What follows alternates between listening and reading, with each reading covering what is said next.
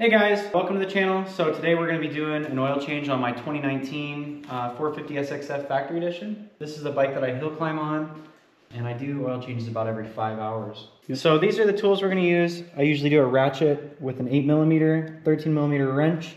We've got a torque wrench for putting back together, 13mm and 8mm for the torque wrench. And then I use a 13mm and an 8mm T-handle. So the T-handles are not necessary, but I do like to use them just for the initial disassembly. Brake clean is always essential when doing oil changes. So first, 8mm, you'll want to take off your skid plate. One there, one on the bottom.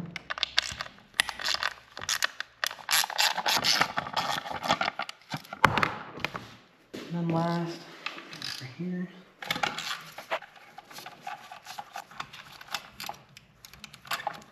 Skid plate off. It's got juice in it because I just washed my bike. You definitely want to start with a clean oil pan. That way you can see if your oil looks kind of funny. Like when you do this, you want to watch for coolant or unnecessary metal shavings. Let me get my garbage over here, dude. All right, so the first one you want to take out is the drain bolt here. Make sure your pan is lined up. This is what I use the 13mm T-handle for. Pull this out. So this one has a magnet on the end of it. So it's normal to see like some metal shavings on the end of it. Just a little bit. We'll clean those off.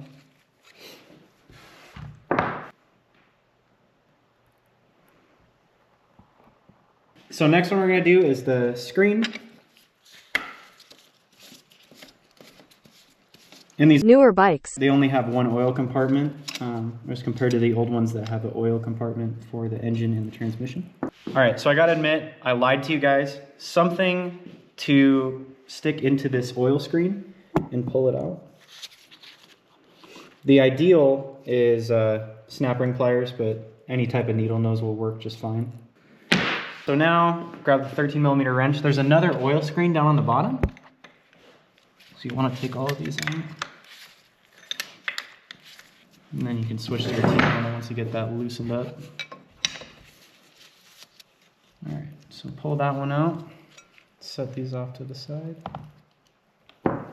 So now grab your stuff, bring it over here. I like to make sure this stuff is really clean. If you have high pressure brake clean, you definitely want to make sure that you don't like blast the oil because it'll come right back up in your face.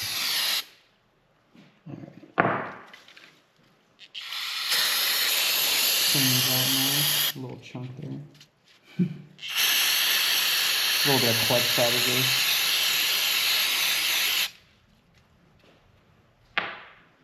Here's the drain plug. So this one you're going to want to spray off, and then that little bit of shavings on the end, you'll want to wipe that off.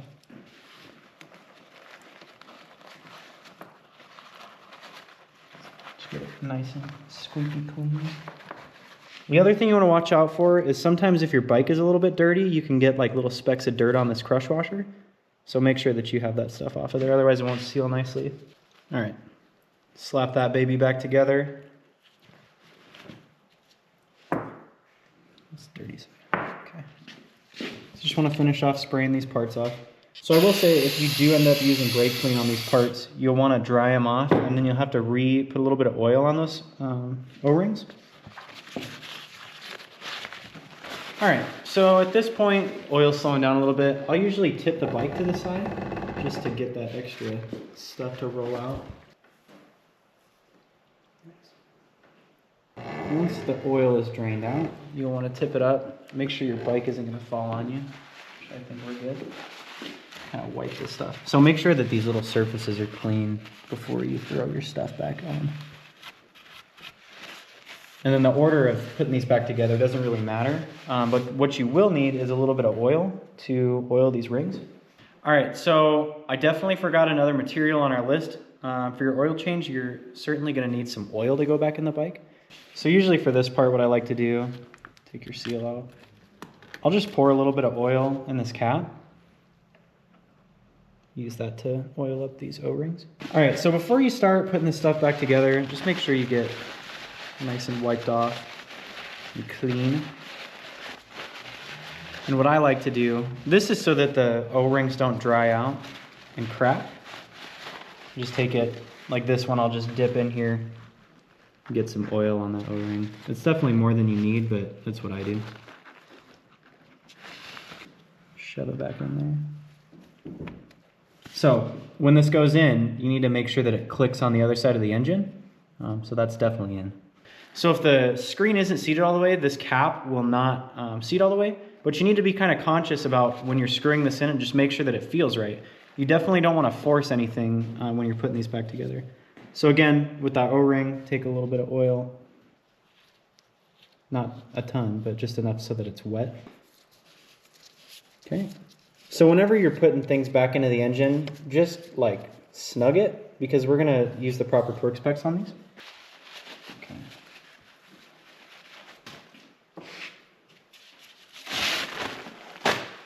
All right, again, with the bottom screen, make sure it's nice and wiped off. That's pretty good. A little bit of oil. This one has 2 O-rings on it. So we'll go back in the engine. This one goes in the bottom.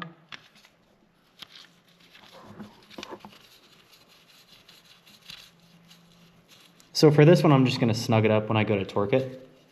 And then lastly, your drain bolt. This one doesn't need any oil on it. It's just a crush washer.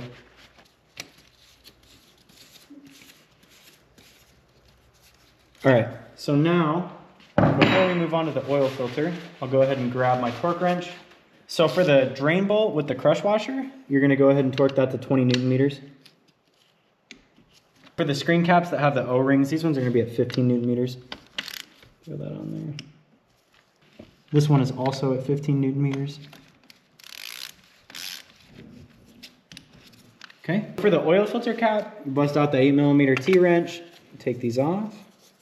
So just a heads up, this, even though the engine is empty, it's still going to drain out a little bit of oil. All right, and then usually what I do is I just like twist this a little bit and then pop it off. So that's what it looks like. Just oil filter in there. Now you'll grab your needle nose pliers or snap ring pliers or whatever and pull this out. This can get kind of stuck sometimes. There you go. Nice. I'm not sure about the political correctness of this, but there's always a little bit of gunk left in this oil filter spot. And so I just kind of tip the bike over, spray a little bit in there, let it drain out. So this is definitely not something you have to do, but it's just something that I do. I don't know, it makes me feel better. And then after that, take your rag, use a clean side. I usually just stuff it in there actually. Twist it around. Kind of gets the gunk out. Nice and clean. Spray this off with some brake clean. So once you get this wiped off, you'll take a little bit of this oil, just put a nice film over the O-ring, set it to the side. And now, you definitely want to make sure before you start this that you have the right oil filter. All right, folks, so we are about to find out if I was prepared and actually got the right filter for this change. Solid way to figure that out. Seems about right. Okay. Some people like to tip the bike on their side and fill up the oil compartment. I usually just fill this filter up. And the thought behind this is so that when you first start your bike, you don't have a dry top end. Dump a little in there. You got to make sure you spill it everywhere too. It's definitely part of it. And then you take your oil filter. Obviously this O-ring is going to have a little bit of oil on it from dumping it in. Put it back in here. Now, folks, make sure that you put the hole into the engine. If you do this backwards, you're going to fry the top end of your bike. And then now that that's in there, you'll just want to make sure that this surface doesn't have any stuff on it. And put the filter cap back on. Pro tip, clubs go on a lot easier when your hands aren't sweaty. Just run these in lightly.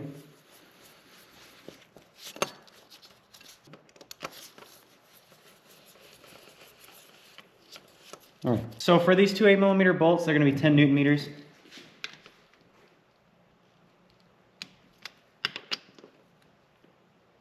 Okay. At this point, once you just double check, make sure everything's torqued down where you want it. And now we can throw some oil in it. Interesting, that became like see-through. So for this, I just use the old Motion Pro funnel. You can use whatever you want, as long as it has milliliters or quarts, or liters or quarts. Make sure it's nice and cleaned out.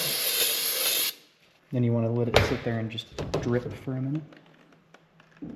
All right, so once you get it sprayed out, take a towel and wipe the brake clean out of it. What you can do, pro tip, if there's a little brake clean in there, you just get a little. For this bike, we're gonna do 1.2 liters of 10W50 Motorex. Just do 2 times 600 milliliters. Oh, that's pretty close, okay? All right, an important step that you definitely wanna do if you're gonna put oil in the bike is you wanna take the fill cap out. So for you guys, you'll probably have the hand fill cap. I bought this Hinson one. Uses a 13mm wrench. So now you wanna remember where you put your oil. Bring it up here and do the first 600 milliliters. All right, so this is the point where I always go, man, I really wish I would have brought a paper towel over, because otherwise you're just gonna drip oil all the way across the shop. Slap it on the nice cabinet. Do your other 600 milliliters. Unfortunately, I don't have enough oil. It's pretty close. Again, you're definitely gonna want to have brought over a paper towel when you do this part. Slap it on the nice cabinet, let it drain into the garbage. So spray off your fill cap. So make sure that this is clean up before you put this in. Grab a little bit of oil for the O-ring and then put it back in. And for this, I'm not gonna lie, I don't have an official torque spec, but you guys are just gonna have the hand tight anyways. I just snug. Wipe it off. So right now, my oil fill looks really high, but that's okay. That's just because none of the oil is in the top end yet. I'm gonna go ahead and bring the bike down and start it. And so what the manual says is after you have the bike running, shut it off, have it sitting vertical, and as long as the oil is half and above, before we lower it down and start it, I'm gonna throw the skid plate back on. Do this however you like. I usually just throw the bolts in before tightening any of them, and then I'll snug them down. And then I'll use the ratchet to put these together. So these don't have a torque spec, so just snug them up like normal. All right, so now if you have a sketchy ghetto lift like me, you have to be really careful. Don't squish the garbage can with it.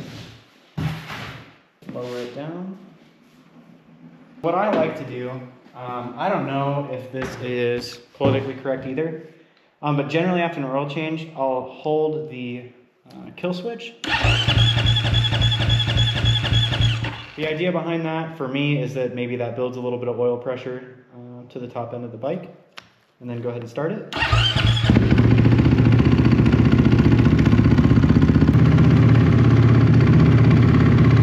Alright, so now that you let your bike run for a minute, you'll come over here and let the oil drain back down to the bottom end. So there's a red circle in the sight glass here, and basically what you're looking for is that the oil level is at least halfway and above the center line of that circle. You also want to make sure that it's not above the red line. All right, and that's pretty much it for the oil change on the 2019 KTM 450 SXF Factory Edition. Thanks for watching, guys. Stand up guy, boom, 10 toes. Big body pull up in a Range Rover. I can change the whole game when I say so. I pull up, shut it down, yeah, they know. Running this game ain't a thing for me.